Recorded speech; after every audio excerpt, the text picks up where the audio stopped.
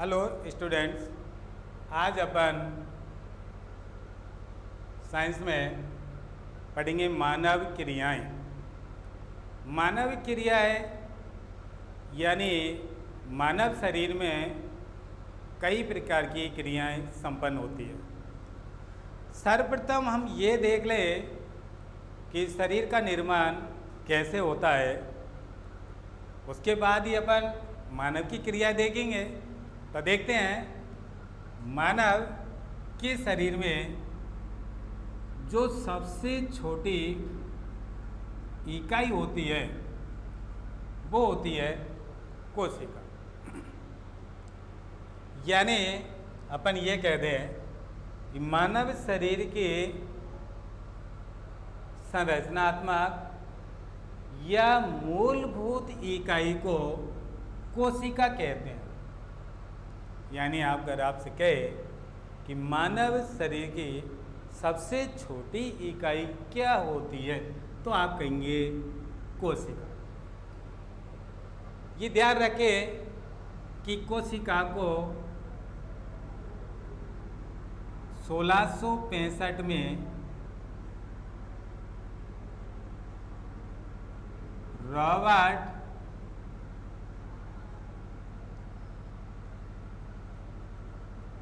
Hook ने देखा था। जो रॉबर्ट हुक ने देखा था वो थी मृत कोशिका। इतना ही देखेंगे, जब कोशिका देखेंगे आगे देखेंगे। तो मानव शरीर की सबसे छोटी इकाई क्या थी? कोशिका। कोशिका के बाद में आता है ऊतक। अब कोशिका में आप देख लीजिए, पेशीय कोशिका है, तंत्रिका कोशिका है, या तो ये कोशिका के उदाहरण होते हैं। अब आ जाती है ऊतक की बात। समान संरचना व कार्य करने वाले ऊतकों के समूह से निर्मित संरचना को ऊतक कहते हैं। जैसे आपने देखा होगा पेशीय ऊतक, एपिथेलियम ऊतक,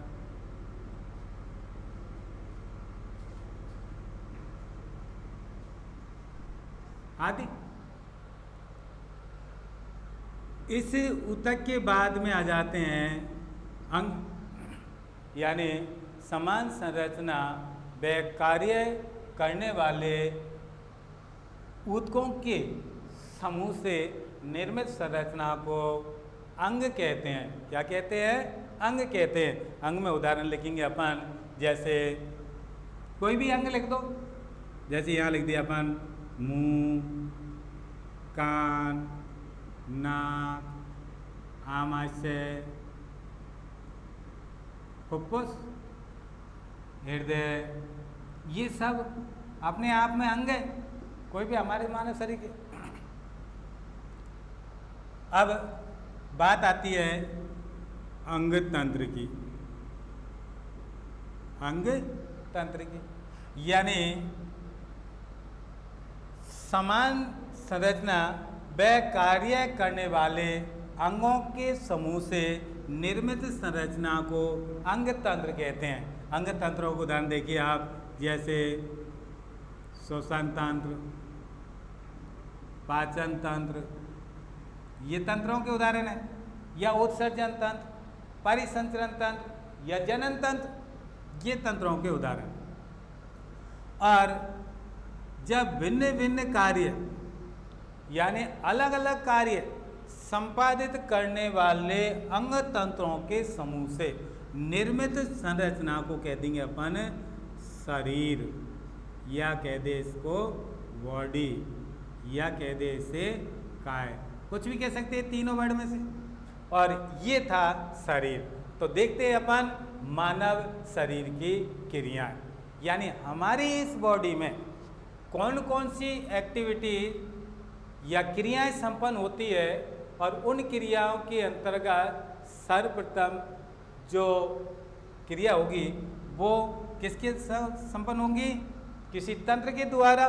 जैसे श्वसन की एक्टिविटीज श्वसन तंत्र के द्वारा, पाचन की एक्टिविटीज पाचन तंत्र की क्रिया द्वारा, पाचन तंत्र के द्वारा, या उत्सर्जन की एक्टिविटीज उत्सर्जन तंत्र के द्वारा, या परिसंचरण ब्लड सर्कुलेशन की जो प्रक्रिया होती है वो होती है रक्त परिसंचरण तंत्र के द्वारा। तो इस प्रकार से अलग अलग शरीर की जो एक्टिविटी होगी उनको संपन्न करने के लिए अलग अलग तंत्र होते हैं। और उन तंत्रों के अंतर्गत जो सर्वप्रथम हम मानव के द्वारा तंत्रों में जो अध्ययन करेंगे वो अध्ययन आ जाता है मानव का पाचन तंत्र। किसका तंत्र भैया? मानव का पाचन तंत्र। इस मानव का पाचन तंत्र की बनावट आप बना लेना, बनावट में कोई दिक्कत नहीं है। बनावट में आप ये सर्वप्रथम ऐसे करना है, ये 6 का बना दो, फिर यूँ करके, फिर इसको यूँ करके ऐसे ये बना दीजिए और ऐसे यहाँ से इसको ले आइए और ये यूँ करके ये हमारे से हो जाएगा। फिर इसमें ऐसा आप मैंने बना रखा है, ऐसे करते रहना। समझ में आ गया? ऐसे बना। फिर सबसे बात ये है कि कोई भी तंत्र का चित्र बनाया जाएगा, उस तंत्र को नामांकित होना जरूरी है। क्या जरूरी है? नामांकित। जैसे मैंने कर रखा है मुंह, मुख गुहा, ग्रासनाल, आमाशय, बड़ी आँख, छोटी आँख, अपेंडिक्स, परिशेष का या मलाशय और मलद्वार, ये अपन के पाचन तंत्र में कुछ नामांकित है। तो देखते हैं, सबसे पहले परिभाषा होगी पाचन किसका होता है? भोजन का। भोजन किसे कहते हैं? तो देखिए, सबसे पहले बात कर रहे हैं हम भोजन की। मानव के द्वारा ग्रहण किए गए वे पदार्थ जो पाचन के फलस्वरूप मानव को ऊर्जा प्रदान करते हैं उसे भोजन कहते हैं।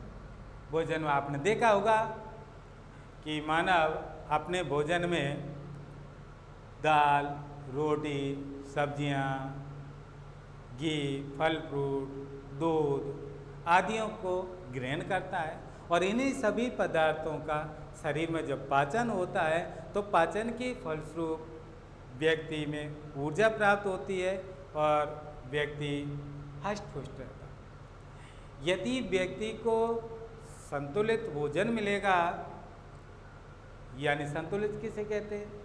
यानी भोजन की में ग्रहण किए गए भोजन में शरीर के लिए आवश्यक आनुपातिक रूप से सभी पोषक तत्व उपस्थित हो तो उसे कह देंगे संतुलित भोजन।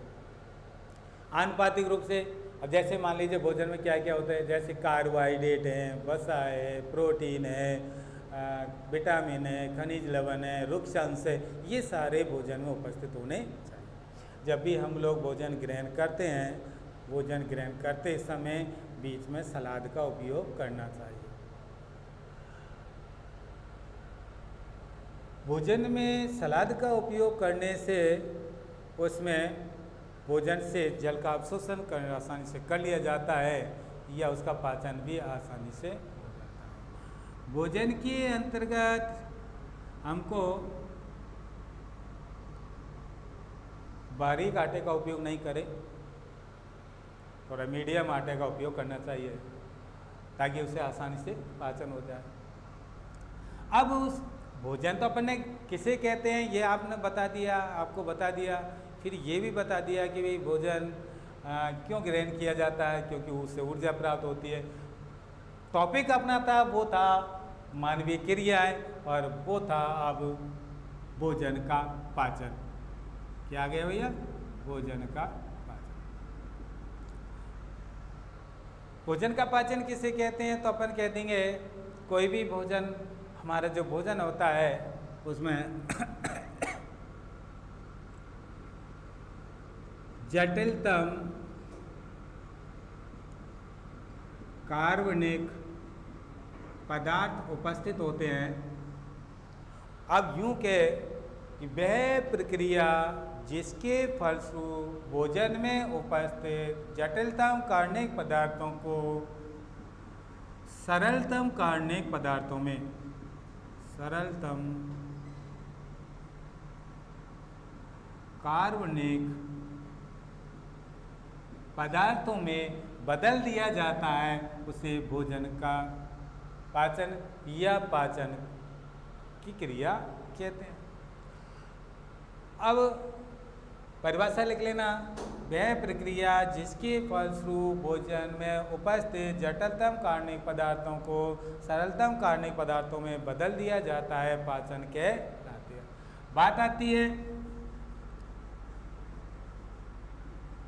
पाचन तंत्र की, तो अपन किसे कहते हैं? तो अपन लिखेंगे मानव के शरीर में उपस्थित वह तंत्र जिसके द्वारा भोजन का पाचन किया जाता है, पाचन तंत्र कहलाता है। जैसे ये चित्र, इस भोजन का पाचन तंत्र का नाम चित्र बनाएंगे, तत्पश्चात अपन नामांकित कर देंगे। मुंह, मुख गुहा, ग्रासनाल, आमाशय, बड़ी आंत, छोटी आंत, अपेंडिक्स, ये मलाशय और मलद्वार। सबसे पहला जो अक्षर आपको दिखाई दे रहा है तो वो है मुंह। तो पाचन तंत्र, वह तंत्र जिसके द्वारा भोजन का पाचन किया जाता है, पाचन तंत्र कहलाता है। अब पाचन तंत्र का वर्णन करेंगे तो सबसे पहले आ जाएगा मुंह। कौन सा आ रहा है भैया? मुंह। मनुष्य में जैसे अपन जो बोल रहे हैं वो मुंह ही है। मनुष्य का मुंह वायुमंडल में दो होठों के द्वारा खुलता है या बंद होता है, यानी ये लिप्स या होठ मुंह को वातावरण से पृथक करने का कार्य करते हैं। मुंह बंद, जैसे ही होठ जुड़ जाते हैं मुंह हमारा बंद हो जाता है। जैसे ही होठ खुल जाते हैं मुंह से कुछ पदार्थ वातावरण का संपर्क हो जाता है। मुंह बाहर वातावरण में खुलता है और अंदर मुख गुहा में खुलता है। कहाँ? बाहर, बाहर कहाँ खुला? वातावरण में। किसके द्वारा? होठों के द्वारा। अंदर कहाँ खुला? अंदर कहाँ खुला? मुख गुहा में। कहाँ खुला? मुख गुहा। मुख गुहा में आप मुंह खोलिए, अंदर एक गुफा सी दिखाई देगी, गुहा, और वो होती है मुख गुहा। इस मुख गुहा में मानव में कई संरचना पाई जाती है, जिसमें आपने देखा होगा दांत, जिह्वा। तो पहली बात चल रही है दांतों की। तो देखिए दांत,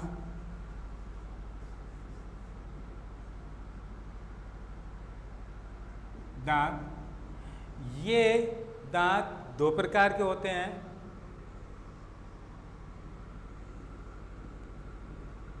एक अस्थायी विन्यास होता है, दूसरा स्थायी विन्यास होता है। अभी आपने कोई नवजात शिशु देखा होगा, और जैसे ही बच्चा 6 माह का होता है, 6 माह का होते ही उसमें 2 दांत चमकने लगते हैं।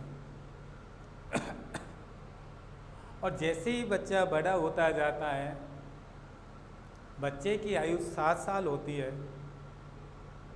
तो 7 साल में बच्चे के मुंह में दांतों की संख्या जो होती है वो हो जाती है 20।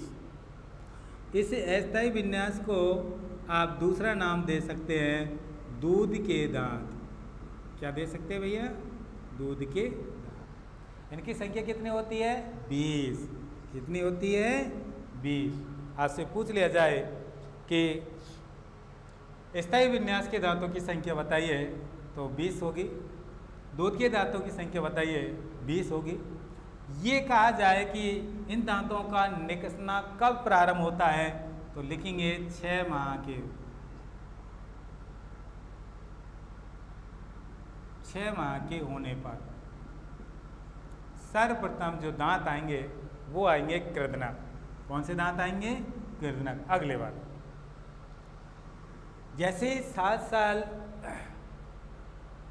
पूरी होगी तो ये दांत गिरने लग जाएंगे, यानी उखड़ने लग जाएंगे। कह नहीं कि अपन अरे मम्मी मेरे दांत उखड़ने लग गए, तो वो कहते हैं अरे भैया तू 7 साल का हो गया।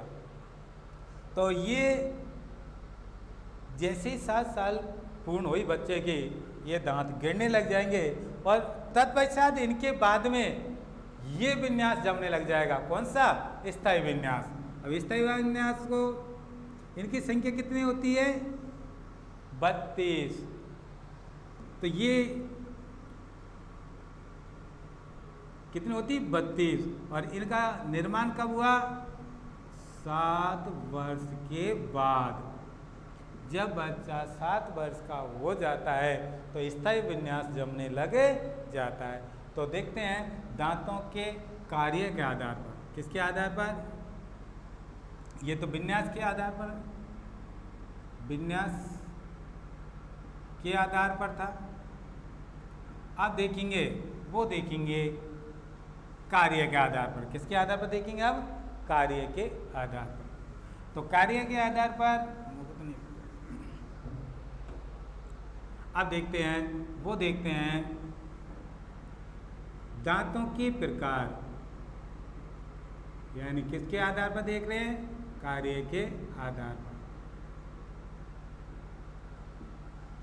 कार्य के आधार पर दांत होते हैं तो 4 प्रकार के होते हैं। पहला जो दांत होता है वो होता है कृदनक, दूसरा जो होता है वो होता है रदनक, तीसरा जो होता है वो होता है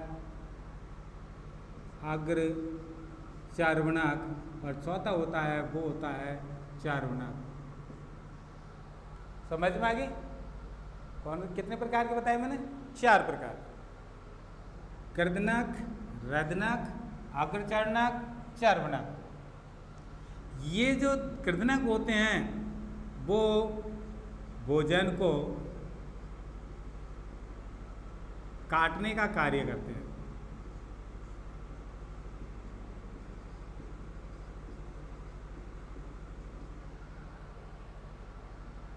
वे दांत जिनमें भोजन को काटने का कार्य किया जाता है कृदनक दांत कहलाते हैं। इनकी संख्या होती है 2-2, यानी 2 ऊपर की जबड़े में, 2 निचले जबड़े में। रदनक की ये होती हैं, ये करते हैं भोजन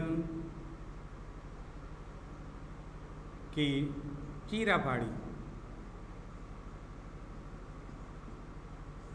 यानी भोजन को चीरने और फाड़ने का कार्य करते हैं, वो कहलाते हैं रदनक। इनकी संख्या होती है 4-4।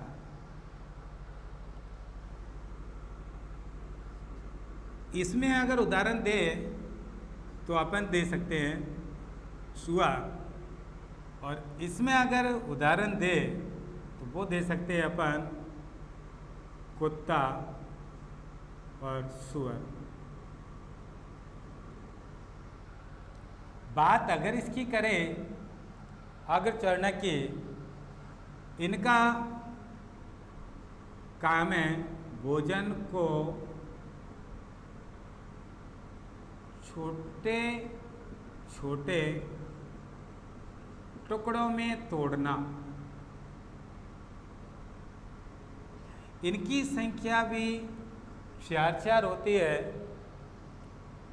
जब बात अपन इसकी करें तो ये हो जाता है भोजन को बारीक कणों में तोड़ने का कार्य करता है। इसकी संख्या होती है 4-4। ऐसे हो जाते हैं ये पूरे 32 दांत। देखो एक बगल जोड़ लो, 4, ये 6 भैया, 4, 10, 14, 2, 16, यानी 16 ऊपरी जबड़े में और 16 निचले जबड़े में। 32 हो जाते हैं तो ये दांत हो गए। दूसरी थी जिह्वा। मांसपेशियों से निर्मित तस्त्री नुमा एक संरचना होती है जिसे जिह्वा कहते हैं। ये जिह्वा मुख गुहा में उपस्थित होती है। इस जिह्वा का कार्य होता है भोजन में लार को मिलाना। जैसे आपने कभी अपने घर में मम्मी को हलवा बनाते देखा होगा, तो उस समय मम्मी कढ़ाई में पहले घी डाल देती है, तत्पश्चात उसमें आटा डाल देती है और फिर पलटा से मम्मी इधर का आटा इधर, इधर का आटा इधर। इसका मतलब है कि वो पलटा उस घी को उस आटे में चारों ओर मिला देते। ऐसे ही हमारे मुख गुहा में, कौन सी में, मुख गुहा में जब भोजन दांतों के द्वारा चबाया जाता है तो उस समय जिह्वा के द्वारा, किसके द्वारा, जिह्वा के द्वारा लार को भोजन में मिला दिया जाता है। जैसे ही लार को भोजन में मिलाया जाता है, आपका भोजन लसलसा या चिपचिपा हो जाता है और लसलसा या चिपचिपा हो जाने से उस वह भोजन घाटी को आसानी से उतर जाता है। आपने देखा होगा हम जब भोजन करते हैं तो हमारे भोजन पहले यूं जा रहा है, फिर भोजन यूं जा रहा है, यानी घाटी उतर रहा है और इसमें उतरने में ये भोजन चिपचिपा होने से हमको मदद मिलती है। अब देखते हैं, तो जिह्वा हो गई। आगे आती है लाला ग्रंथि। कौन सी ग्रंथि? लाला ग्रंथि। देखो कभी कभी लाला ग्रंथि के नाम से आता है क्वेश्चन, तो कभी कभी लार ग्रंथि भी हो जाती है। कोई भी, वैसे हमको याद दोनों करने हैं, लाला ग्रंथि भी करनी है, लार ग्रंथि भी याद रखनी है। कैसे कहेंगे? वह ग्रंथि जिसके द्वारा लार का स्त्रावन किया जाता है लाला ग्रंथि कहलाती है। किसका स्त्रावन किया जाता है? लार का। क्या कहलाती है? लार ग्रंथि। या फिर एक अपन कहें लाला रस, या कह दें लार। किसे कहते हैं? तो अपन कह देंगे लाला ग्रंथि के द्वारा स्त्रावित किया गया वह पदार्थ जो भोजन को चिपचिपा या लसलसा बनाने का कार्य करता है, लाला रस या लार कहलाती है। इसे लाला रस में या लार में आपके पाया जाता है टाइलिन नामक एंजाइम। किस नाम का एंजाइम पाया जाता है भाई? टाइलिन नाम का एक एंजाइम पाया जाता है। जब मुख गुहा में दांतों के द्वारा भोजन को चबाया जाता है तो उसी समय लाला ग्रंथि, ये लाला ग्रंथि की जो संख्या होती है वो होती है 3 जोड़ी। कितनी जोड़ी होती है? 3 जोड़ी। और इन 3 जोड़ी दांतों की जो होती है संख्या 3 जोड़ी, वो दोनों जबड़ों के जॉइंट पर कान के नीचे पाई जाती है। 3 जोड़ी का मतलब है 6, मतलब 3 इधर साइड में होती है तो 3 इधर साइड में होती है। जो कुछ ग्रंथियां जिह्वा पर खुलती है तो कुछ खुलती है दांतों पर, और इन ग्रंथियों के द्वारा जो लाला रस का स्त्रावन किया गया था उस लाला रस में एंजाइम पाया गया था टाइलिन। कौन सा एंजाइम पाया गया था? टाइलिन। और वो टाइलिन भोजन में उपस्थित मंड या स्टार्च का यहाँ पाचन कर दे का आंशिक पाचन,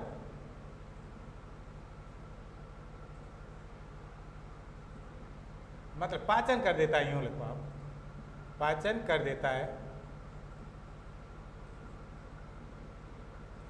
इसलिए अगर अपन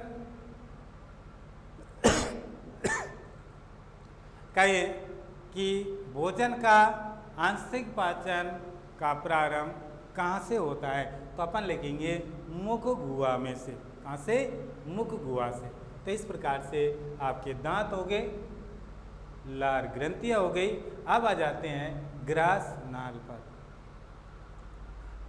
ग्रास नाल, ये मुख गुहा से, मुख गुहा, इस मुख गुहा से लेकर आमाशय के प्रारंभिक भाग तक जो मांसपेशियों से बने एक सक्रिय नलिका नुमा संरचना पाई गई है, वो ग्रास नाल कहलाती है। इसे ग्रास नाल की लंबाई 25 सेंटीमीटर होती है। कितने की होती है?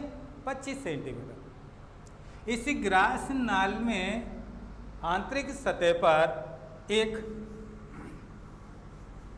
श्लेष्मा ग्रंथि पाई जाती है। कौन सी ग्रंथि पाई जाती है? श्लेष्मा ग्रंथि। और ये श्लेष्मा ग्रंथि किसका स्रावन करती है? श्लेष्मा का, श्लेष्मा का। और ये श्लेष्मा जो होता है वो इस ग्रास नाल की आंतरिक देहभित्ति को, जो आंतरिक सतह है, ये आंतरिक सतह, आंतरिक सतह, इस आंतरिक सतह को ये चिकना बनाने का कार्य करती है, चिकना व नम बनाने का कार्य करती है, जिससे भोजन आसानी से ग्रास नाल में आगे की ओर फिसल जाता है। यानी इससे इस भोजन में, ग्रास नाल में भोजन को क्रमाकुंचन की गति भी प्राप्त होती है और उससे भोजन मुख गुहा से आमाशय में पहुंच जाता है। इससे आगे अगले एपिसोड में पढ़ाया जाएगा। ठीक।